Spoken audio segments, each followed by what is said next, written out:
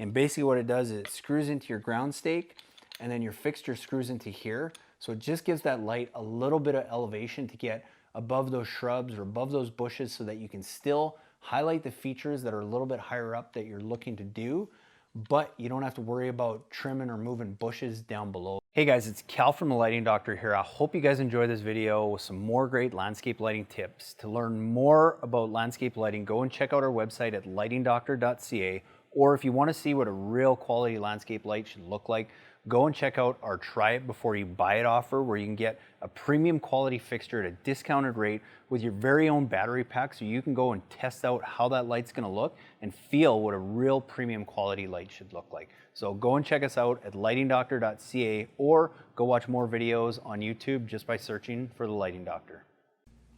Hey guys, it's Cal from the Lighting Doctor here. I just want to show you guys the rubber mallets that we use for helping secure our landscape lighting.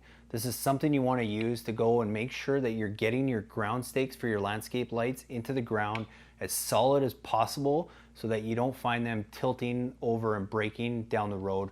Go and get a rubber mallet to help you with your landscape lighting project. So once you've got your lights selected and your transformer selected, the next step is just to go around and start placing all your lights so that you can run out your wire. Usually I'll just dig a small hole, place my ground stake, and then try and get a rubber mallet so that you can hammer that light fixture in there and get it nice and solid in the ground. Especially when it comes to path lights that are going to be standing up, you want to make sure those are level and that they're not going to get knocked over. So go do that with all your lights, place them where you think they're going to want to go, and then you can start running out your wire. Next is the BVS2 snap lock connector for making waterproof outdoor low voltage landscape lighting connections. These are gel-filled connections that snap tight on the wire, so not only do they keep the wire out, but they also help from keeping the wires from pulling apart, which is something that is super, super important when wiring low voltage landscape lighting. Here's the example now of, like I mentioned, we already have our wire buried, but we've got a wire that's coming from one direction, we've got our fixture in between, and then we've got our wire that's going to go out to our next fixture. So what we're going to do here is we're going to take that wire and we're just going to cut into it now. And same as always, we're going to strip approximately an inch off each end. So that's our wire that is going to go out to our next fixture, and then we have our wire coming into this fixture that we're going to do the same. Strip the ends off that, and then as you're looking at your BVS2 connectors, you'll notice that there's 3 holes, and that's why we're going to use it for this fixture in between. So you've got your smaller 18 gauge wire coming from your fixture that's going to go into the smaller port. You push that all the way in, and then you've got your wire that's coming in from your last light, and you're going to push that all the way in. And then you've also got your wire now that's going out to your next light, and you're going to push that all the way in. And then you're going to snap that down tight, and then you should still have 3 wires left. You've got your 18 gauge wire from your fixture, you've got your line coming in, and you've got your line going out.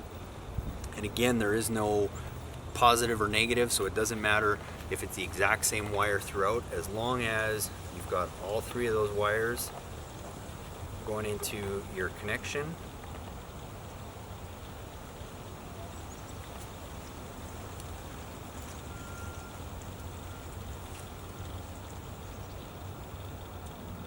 Snap those tight.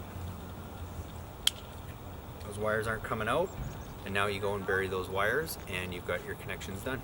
Next up is our tree stake mount. These are great for mounting any lights on your trees on your property. Usually what we'll do is we'll actually go and mount them.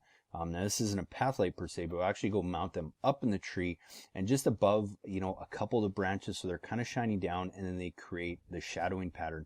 Now this light is not super high, that's why it's very bright here. But if I look at your place, you see how you have these shadows during the daytime. You can create those at night, and that's what we call the moonlight effect. It's basically like you have a full moon all year background. It's by far my favorite thing to do. It's a little bit more work to get those lights up there. We do have some videos again online that if you just search Lighting Doctor, down lighting, moonlighting, it'll show you how we do that pretty easily. But we just mount those with a simple tree stake like this. Basically what it is, it's basically a giant screw that just screws into the tree. And then the fixture screws into there. And the nice thing about that is as that tree grows, it's easy just to back that off so it doesn't eventually get consumed by the tree. But now you can use one of these to light the pathway as opposed to what sometimes might take 2 or 3 path and garden lights along the way. And in my opinion, you get a lot better effect out of doing something like this. Next up is our gutter mount from FX Luminaire for mounting lights on your home to get those second story features accented properly. I think definitely highlighting these. Now, like in that picture I showed you, they had them kind of right up against the house. You can do that, but it's obviously it's a lot more work, and I don't think you need to in this case. It depends on the slope of the roof and everything why you would need to do that. And in your case, I don't think you need to. I think you could definitely gutter mount those, just a couple uplights like these, and gutter mount them with our gutter mount, which you can find on our website, which I'll show you. Basically, the fixture just screws into that, and you don't need the ground stake. All the connections that we use are waterproof, so you can leave them right in the gutter. And then basically what we usually do is I'll just usually run the wire, depending where the transformer is or whatever, is just up either right behind the downspout or sometimes in the downspout, and then across, and then I make my throw my gutter mount, and then make my wiring connections right there. They just keep going. And what I would probably do is mount one here that kind of shines up like this and like this. And a real key mistake that I see a lot of people doing is you don't really want to point it at the house. You really want it shining more upright than you'd actually think. And what that's going to do is it's going to create a softer light and kind of graze the nice stone that you have here. So I'd probably have 2 of those there, and then I'd probably kind of do the same thing over here. You know, probably if you had it kind of here shining up towards this direction, and then one over here kind of shining up towards this direction, that would make these peaks look really nice. Next up is our landscape lighting riser. Often I get asked in areas where people want to say highlight the architectural features of their house, but maybe they have some shrubs or some bushes that are right up against the house and they can't get that light as close to the house as they would like, because otherwise it's going to be down in a bush and none of that light's going to get out. Well, a way around that is just with a simple landscape lighting riser. And really all it is an aluminum riser that can come in 6, 12, or 24 inches long. And basically what it does is it screws into your ground stake, and then your fixture screws into here. So it just gives that light a little bit of elevation to get above those shrubs or above those bushes so that you can still highlight the features that are a little bit higher up that you're looking to do, but you don't have to worry about trimming or moving bushes down below. So a simple way to get that light just a little bit higher and still accent a lot of the architectural features of your home is just with a simple landscape lighting riser. It's not always just about lighting the stepping stones too, and I'll talk about this on the driveway a lot as well. Part of a good kind of pathway lighting system is not just lighting down below, but also creating some visuals as you're walking out, so you kind of know where to go, and it's not just the stepping stones that are lit. The other thing that does too is it can help save you some money too, because you're going to need fewer path lights if you do something like that. So, you know, for example, in an area like this, excuse me, in an area like this, I would just use those path lights, and really you just got to decide which model you like more. I do like the modern ones, but obviously they're a lot more, because you guys have more bed and some stuff behind. You might want to just stick with more of a traditional one, so it not only lights the pathway, but also behind.